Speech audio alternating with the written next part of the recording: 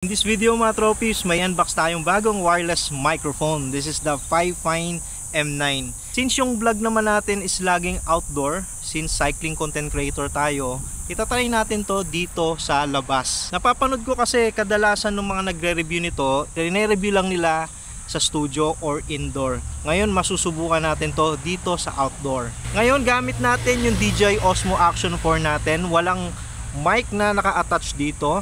At ito yung gagamitin natin pag na-unbox na natin to.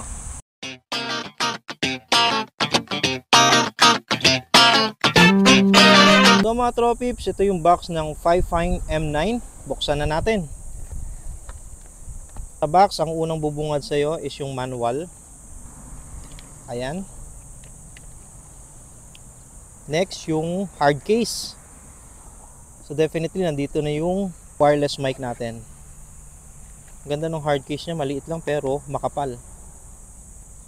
At ito yung laman ng loob. Meron siyang dead cat, dalawa. Para to sa dalawang transmitter. Tapos dito naman mga cables. Dami niyang cables ha. Meron siyang kable na TRRS to TRS. Ito ginagamit to sa I think sa cellphone. Tapos meron din ditong USB A to C. Ito naman ginagamit to sa laptop.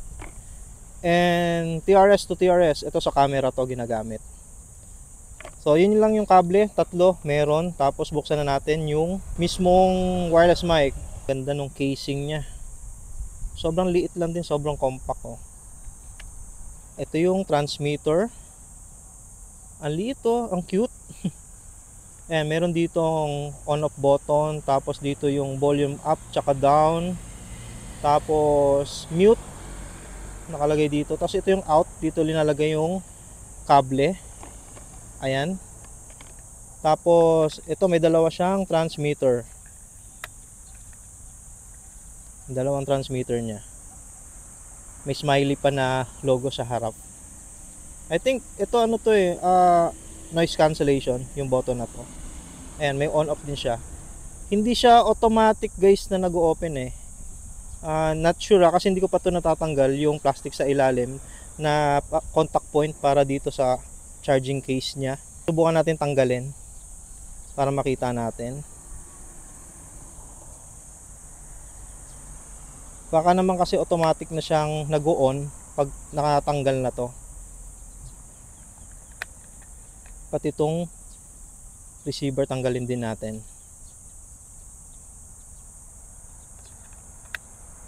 So dito sa hard case, ayun yung battery levels. Tapos dito sa likod yung charging port niya. Type C yung pwede nyo gamitin na cable. Tingnan natin kung nag-on siya automatic. Yes, nag-on siya automatic nung tinanggal natin yung plastic dito sa may charging port niya dito. Pwede nyo rin siyang i-charge nang hindi gamit tong hard case niya. Pwede siyang charge separately. Ayan, mayroon siya dito mga charging port na USB Type C. So, yun lang guys yung laman ng box ng Fifine M9. Ito palang Fifine M9, this is a 2.4 GHz. Pwede siya sa mobile phone, laptop, or camera. Yung battery niya, pwedeng gamitin ng 6 hours at 50 meters yung transmission range niya. Meron siyang 3 levels of gain adjustment. Ito yung ina-adjust dun sa mismong receiver niya. Yun, try na natin to. At ito mga tropips, gamit na natin ang Fifine M9 dito sa ating DJI Osmo Action 4. Since nandito naman tayo outdoor, subukan na din natin yung range test nito. Sabi kasi it's 50 meters. Ngayon, matetest na natin dito. Susubukan pala muna natin na nakatalikod kung natatransmit niya din yung audio natin dito sa transmitter. Kasi before may na-try akong wireless mic, pag nakatalikod, nakakat yung sinasabi ko. Ngayon, subukan natin dito sa Fifine M9. Ayan, talikod muna tayo. Sana okay yung audio. Naglalakad tayo, palayo ng palayo. Siguro mga hanggang dito lang tayo. 50 meters lang naman eh. I think sobrang layo na nito. Ayan. Ayan, dito ako. Nakikita nyo pa ba ako? Sobrang late ko na siguro. Hopefully okay pa rin yung audio natin. Ayan, lalapit naman ulit ako papunta sa camera natin. So yan yung range test natin dito sa Fine M9. Ngayon naman guys, i-attach natin tong DJI Osmo Action 4 natin sa bisikleta natin. Magbabike tayo dito sa trail ng Feeling Best. Susubukan natin siya habang nagbabike. Sobrang lakas ng hangin. Tingnan natin kung okay yung audio niya. Ganito yung setup na ginawa ko dito sa DJI Osmo Action 4 natin.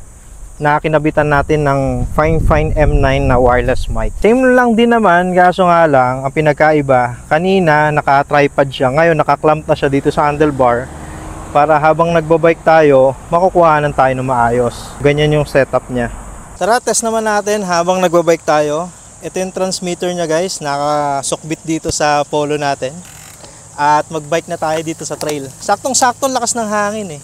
Nilagyan ko din pala ng dead cat itong wireless mic natin. Matetesting natin to kung okay nga ba yung audio niya outdoor, lalo na napakalakas ng hangin dito ngayon. Parang tabingi yata yung video natin. And then mukhang okay naman. Ikot-ikot lang tayo dito sa trail. Mabilisang ikot lang to.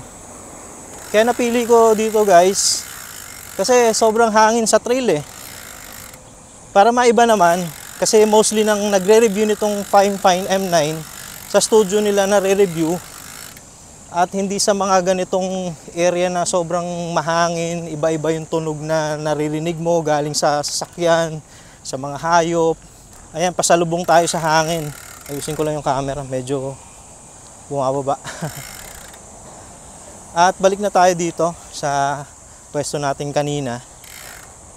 Ito palang Fine na to guys. Sobrang tagal ko na to nakikita online. At talagang napaka-premium ng mga product nila. At napansin ko din na yung audio ko, yung boses ko, sobrang crispy. Habang nag-video ako kanina tapos pinapakinggan ko, sobrang anlinaw nung boses ko. Pero dito talaga siya masusubukan sa ganitong condition yung mahangin. Pero mostly naman ng mga na-try ko na wireless camera sa ganitong condition, hindi ganun kaganda yung audio. Naririnig pero hindi ganun ka crispy. Pero tingin ko iba to. Kaya madalas natin itong magagamit outdoor kung okay itong Fine M9 na to. Balik na tayo dun sa pwesto natin. Ayan. Kung saan pabalik tayo, sobrang lumakas yung hangin. Sana rinig pa rin yung boses natin. Ayan, nandito na tayo sa pwesto natin. Ayun, nasubukan na natin guys habang nagbabike tayo. At sa mga tropa pala natin na interesado dito sa Fine M9, check nyo na lang po dyan yung link kung saan mabibili. If you have question, comment na lang po kayo dyan sa comment section natin. Ayun guys, ganito na lang ulit yung video natin. Salamat sa mga nanonood. Medyo kakaiba to na pagre-review ng wireless mic.